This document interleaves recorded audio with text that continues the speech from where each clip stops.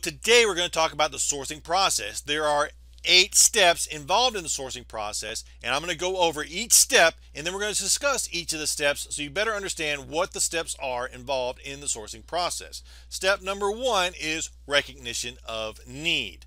Step number 2 is specification of need. Step number 3 is searching for potential sources. Step number 4 is analyze suppliers' proposals and capabilities. Step 5 is negotiation with and selection of supplier.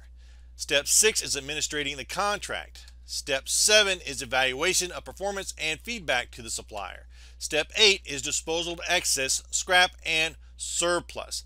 Now I'm going to go back to each step and kind of give you an overview of what's involved in each step. Step 1 of the sourcing process is recognition of need. You have to know you need something, and usually that's involved when you're developing a requirement for a customer. Customers ask for something, so you're starting to say, okay, I need something. I need different parts, different pieces, different services to deliver that thing to the customer. That's step 1. Step 2 is specification of need. That's when we take the recognition of the need and then we start to get really specific about exactly what's involved in developing that requirement. All the different steps.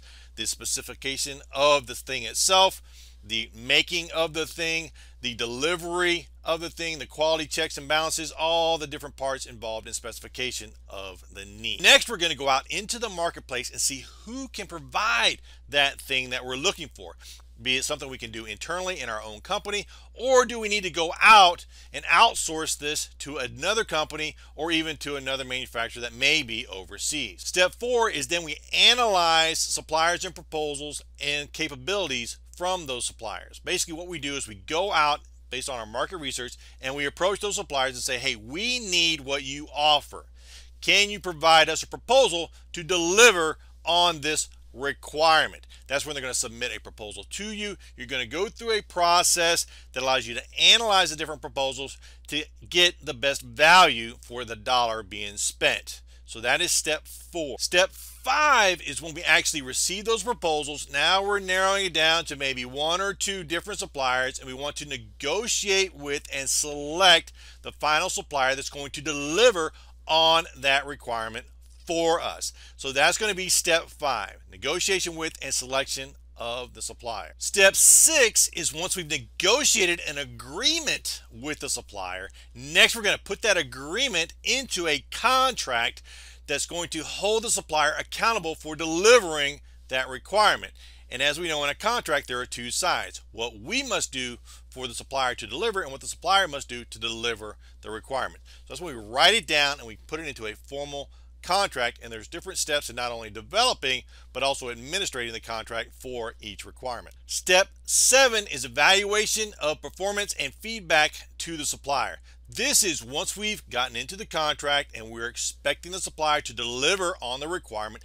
Now we want to provide feedback to the supplier, and this is where we're starting to develop a supply chain. It's not just going out and finding stuff at this point. Now we're developing links in the supply chain that will survive any situation. So we want to give feedback to the supplier so they know they're doing a good job and how to improve their performance. We want to evaluate their business for longevity and resilience. This is a complicated part of the sourcing process because this is when you're actually building the supply chain for the long term. Step 8 is disposal of excess and scrap and surplus of your supply chain. What this means is that once we've received the requirement from the supplier and we delivered the requirement to the customer, we may have stuff left over. So what do we do with this? We want to dispose of it in a way that maximizes profit for our organization, either through recycling, reusing, or selling to a third party, or doing something with that scrap excess to be able to get something more for our excess surplus and things that may become obsolete. And that is step 8. That is the 8 steps involved in the sourcing process. We developed a training program that goes into the details of each one of these steps. This training is available to you so that you can get involved in supply chain management. Whether you're new to supply chain management or this is something you've been doing for a long time, going through and reviewing these 8 steps enables you to be successful. So go ahead and click on the link and get involved in this training right now.